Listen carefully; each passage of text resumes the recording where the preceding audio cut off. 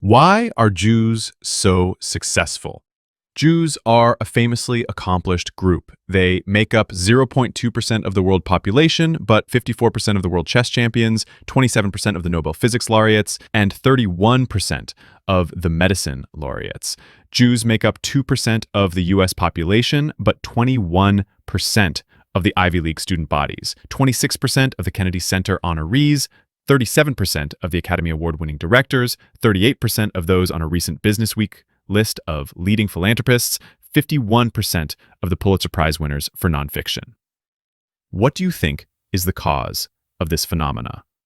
When you're told for generations that you can't own land to farm, you focus on education to make a living, when people just randomly show up at your house to kill you and your family, and you have to get out of the country quickly, you are grateful to have the most portable asset, an education. When you're excluded from most trades but actively encouraged to go into money lending, you learn quickly that being mathematically literate is necessary so you get the requisite education. When your sacred texts require a nuanced understanding and learning another language, you get an education to even practice Judaism. You see the common thread. There's nothing special or different about us. We're just humans like you. We just really value and prioritize education as a culture. Anyone can do it. I think it's even older. The type of person the Talmud and rabbinic literature praises more than anything else is Talmidei Chachamim. And there are huge focus on study ever since at least Mishnaic times, or perhaps Shimon HaTzadik. It makes sense to widen that approach to study and learning in general, not only Torah. It's not just, quote, education, but the type of education. Studying the Gemara means that students had to think around arguments, disagreements, debates. Jews have always valued education and literacy. It just so happens that our host country, America, also values education and literacy too.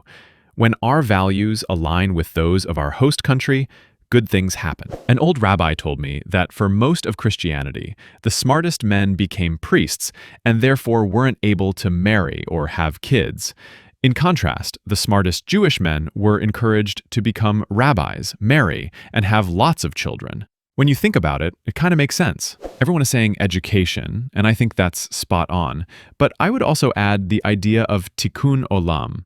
Speaking with very broad strokes, Christianity encourages people to believe and be rewarded in the afterlife. Judaism, in contrast, is much more about actions. No matter what you believe, anywhere near as much as what you do. And what you are supposed to do is to, quote, repair and improve the world, try to build a just and peaceful community here on earth. There's a big cultural focus in Judaism on trying to find some way to help improve the world as a doctor, a researcher, a journalist, a lawyer, a philanthropist, a teacher, an artist, a rabbi, etc., etc. Because there probably isn't any reward waiting for us after we die.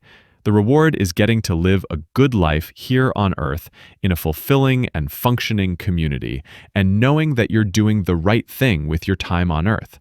So you work to build and better the community, your town, your nation, your world. It's sort of like how you treat your home if you know you'll be living in it for 30 years versus how you treat your home that you think it's going to get torn down in a month and replaced by a mansion built by somebody else. One of those circumstances leads to people working much harder to contribute to the environment around them. Hear me out. The Torah is good, actually.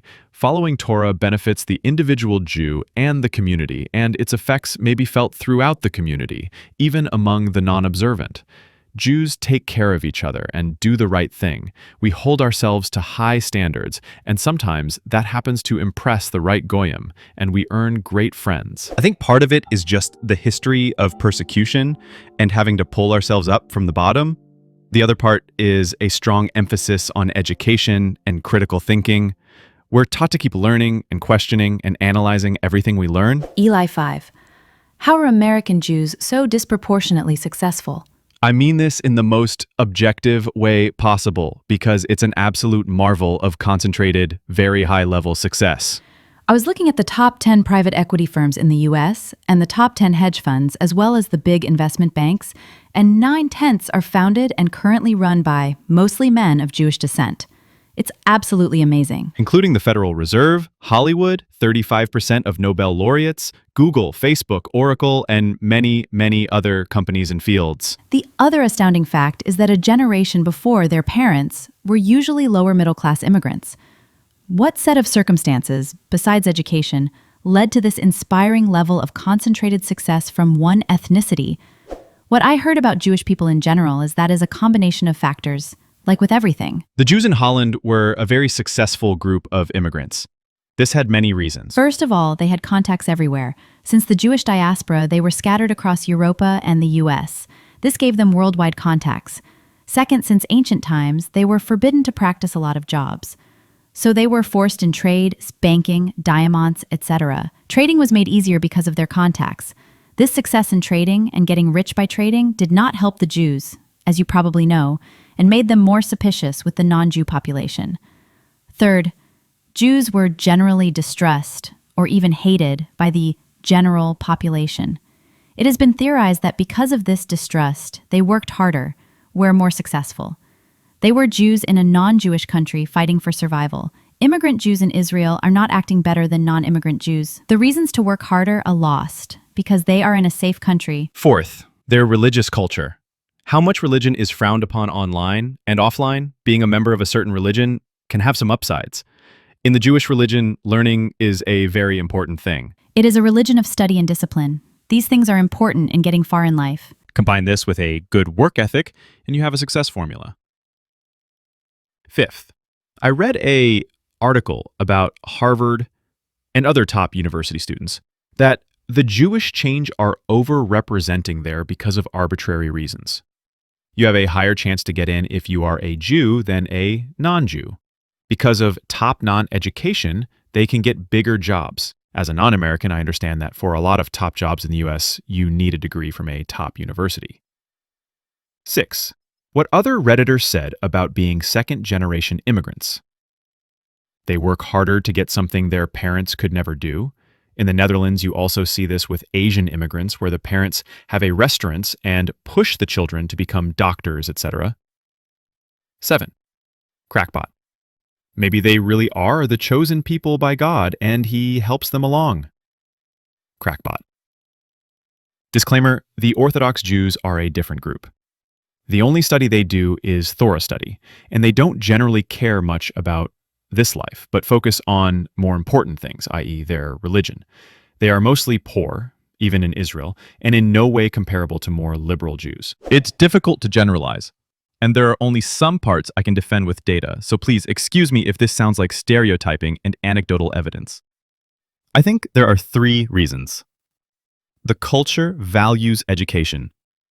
Being a professor is seen as a high-status job, as high as doctor or general. This means in the US, 60% of Jewish adults are college graduates, twice the national average, and 30 have a postgraduate degree, 3 times the national average. Asians are also viewed as valuing education, but even then, only 40% of Asian adults have college degrees. Based on my observations of my family, Jewish immigrants tend to learn relevant skills quickly, but not assimilate cultural values as much as other immigrants. For example, the social status given to professors is also seen in Russia. I know one person who during the bad times worked nights to earn enough money that he could work days as a professor for free. However, when they come to the US, many Russians drop that value system more readily. I think this has resulted in the Jewish community hanging on to the belief in the value of education more than some other groups. Finally, I see less of distrust of money. Again, if I compare Jewish and Russian immigrants, the Russians have an attitude that there is only so much an honest man can make, and anyone rich must be a crook. This changes quickly enough, but it does seem to be a factor for a time. I don't see the same distrust among the Russian Jews I know. This really nails it for the most part. One thing I would clarify, though, is that because Jews were forced into money handling, lending, mercantile occupations, they were much better positioned during the Industrial Revolution, when these industries suddenly lost their stigma. What exactly do Jewish people do differently that makes them so much more successful than everyone else? They have such disproportionate success. the disproportionate Nobel Prize winners, the disproportionate number of billionaires, the overrepresentation at Ivies, the etc. Most Jewish people I've met have multiple homes or at least one really nice one. Is it a function of community or individual effort? What exactly have they figured out that the rest of the world has not? Higher education. It's twice as common among Jews than in the general population, and graduate degrees are 4 times as common. It's really not a secret. In all groups, achieving higher education is correlated with success in the terms you seem to be referencing. Why are Jews drawn to higher education? Could be because learning was always valued in traditional Jewish communities, although then it was religious studies. This value seems to have been transferred over to secular education in modern times. In addition, when there is violence and chaos all around you and you have to flee, you may not be able to take your valuables with you, but you can take your education and skills.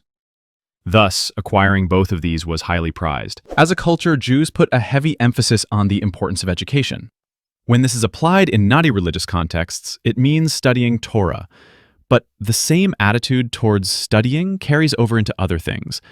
Jews are then more likely to seek out advanced degrees and study things in their free time, compared to people in similar positions who are not Jewish. In turn, those with higher degrees and a passion for learning in general tend to be more successful in life.